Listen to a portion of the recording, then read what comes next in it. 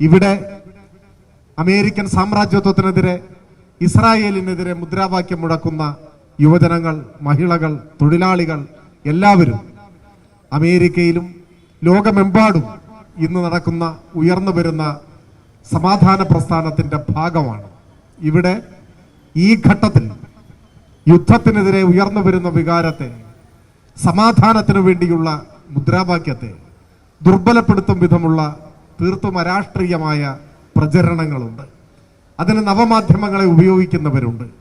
അതിനെല്ലാറ്റിനും ഒന്നും മറുപടി പറയാൻ ഞാൻ ആഗ്രഹിക്കുന്നില്ല. ഇപ്പോ ഇറാന് ഐക്യദാർഢ്യം പ്രകടിപ്പിച്ചുകൊണ്ട് പാണക്കാട്ടെ ഒരു തങ്ങൾ ഒരു പ്രസ്താവന പുറപ്പെടുവിച്ചാൽ ആ പ്രസ്താവനയുടെ താഴെ ഐക്യദാർഢ്യം പ്രകടിപ്പിക്കുകയും അമേരിക്കൻ വിരുദ്ധ നിലപാട് അതേ വിഷയത്തിൽ സ്വീകരിക്കുന്ന, ഇടതുപക്ഷത്തിനെതിരെ തെറിയഭിഷേകം നടത്തുകയും ചെയ്യുന്ന ലീഗിന്റെ പ്രവർത്തകർക്ക് മറുപടിയില്ല. അതേ നിലപാട് സ്വീകരിക്കുന്ന കോൺഗ്രസുകാർക്കും മറുപടിയില്ല. അമേരിക്ക ഇന്ത്യയുടെ സഹോദര രാജ്യമാണെന്നും അമേരിക്കയ്ക്ക് വിധേയമായി ജീവിക്കണമെന്നും വിശ്വസിച്ച് പ്രചരിപ്പിക്കുന്ന സംഘപരിവാറുകാർക്കും മറുപടിയില്ല. കാരണം ഇടതുപക്ഷത്തിന്റെ മറുപടി മനുഷ്യരോട് മാത്രമാണ്, മനുഷ്യത്വമുള്ളവരോട് മാത്രമാണ്. മനുഷ്യരൂപമുള്ള, മനുഷ്യനെന്ന പദവുമായി ബന്ധമില്ലാത്തവരോട് ഒരു മറുപടിയുമില്ല.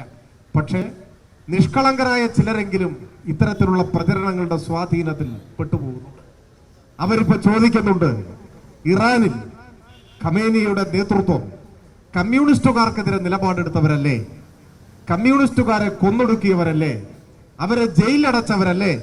അപ്പോ ആ ഇറാനെ ആക്രമിക്കുമ്പോ, ആ ഖമേനിയെ കൊലപ്പെടുത്തുമ്പോ ആഹ്ലാദിക്കുകയല്ലേ കമ്മ്യൂണിസ്റ്റുകാർ ചെയ്യേണ്ടത്? ഒരു ചോദ്യമാണ്.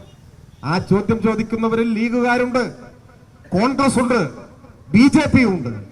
ഇത്തരത്തിലുള്ള വങ്കത്തരം പറയുന്നതിൽ, അറുവഷളത്തരം പറയുന്നതിൽ ഇവർ മൂന്നുപേരും കൈകോർത്ത് പിടിച്ചാണ് നിൽക്കുന്നത് എന്നത് വർത്തമാനകാലത്തെ ഒരു യാഥാർത്ഥ്യം മാത്രമാണ്.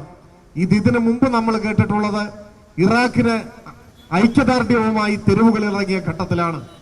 ഇറാഖിൽ കമ്മ്യൂണിസ്റ്റ് പാർട്ടിയെ നിരോധിച്ചയാളല്ലേ സദ്ദാം ഹുസൈൻ? കമ്മ്യൂണിസ്റ്റുകാരെ തുറങ്കിലടച്ചയാളല്ലേ സദ്ദാം ഹുസൈൻ?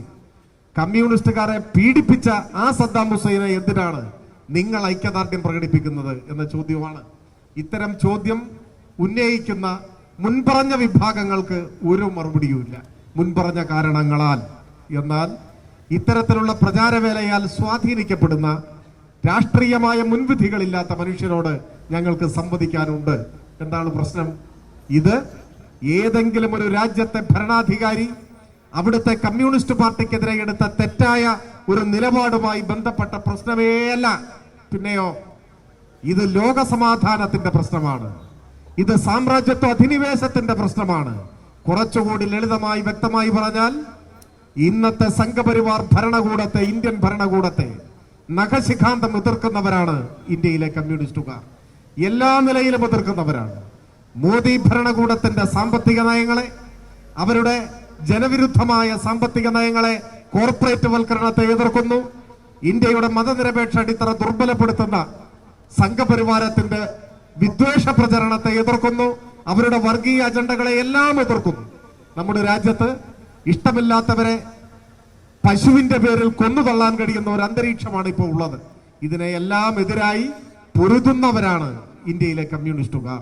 എന്നാൽ ഈ ഘട്ടത്തിൽ അമേരിക്കയാവട്ടെ, മറ്റേതെങ്കിലും ഒരു ശക്തിയാവട്ടെ, ഒരു സാമ്രാജ്യത്വ ശക്തിയാവട്ടെ, ഇന്ത്യക്കെതിരായി ആക്രമണം അഴിച്ചുവിട്ടാൽ, ഇന്ത്യൻ പ്രധാനമന്ത്രിയെ പാതിരാത്രിയിൽ തട്ടിക്കൊണ്ടുപോയാൽ എന്തായിരിക്കും ഇന്ത്യയിലെ കമ്മ്യൂണിസ്റ്റുകാരുടെ നിലപാട്?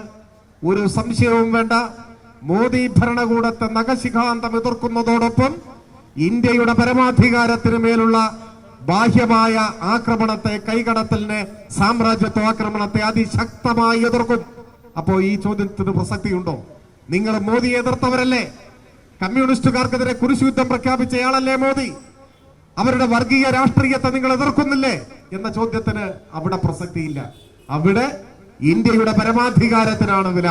അവിടെ ഒരു സ്വതന്ത്ര രാഷ്ട്രത്തിന്റെ പരമാധികാരത്തെ മാനിക്കാതെ അവിടേക്ക് കടന്നു കയറുന്ന, ഏകപക്ഷീയമായ ആക്രമണങ്ങൾ അടിച്ചേൽപ്പിക്കുന്ന, അവിടുത്തെ ജനങ്ങളെ യുദ്ധക്കെടുതിയിലേക്ക് തള്ളിയിടുന്ന, ലോകത്തിന്റെ തന്നെ സമാധാനം തകർക്കുന്ന സാമ്രാജ്യത്വത്തെ എതിർക്കുക എന്നതാണ് പ്രശ്നം.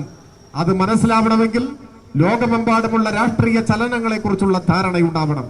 ഞങ്ങൾ കമ്മ്യൂണിസ്റ്റുകാർക്കെതിരെ കുരിശ് യുദ്ധം പ്രഖ്യാപിച്ച സദ്ദാം ഹുസൈനെ എതിർത്തിട്ടുണ്ട്.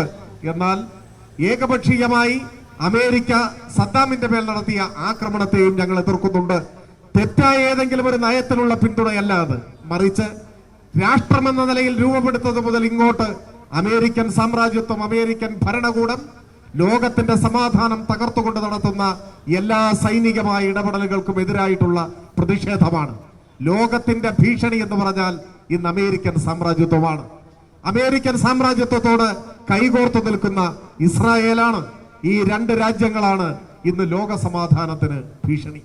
ചരിത്രത്തിലുടനീളം മറ്റു രാജ്യങ്ങളുടെ പരമാധികാരത്തെ അംഗീകരിക്കാതെ തങ്ങളുടെ സാമ്പത്തിക സൈനിക താല്പര്യങ്ങൾക്കു വേണ്ടി ഏകപക്ഷീയമായ ആക്രമണങ്ങൾ, കൂട്ടക്കുരുതികൾ, ഉപരോധങ്ങൾ നടത്തിയ എത്ര അനുഭവങ്ങളാണ് അമേരിക്കയുമായി ബന്ധപ്പെട്ട് നമ്മുടെ മുൻപിലുള്ളത്.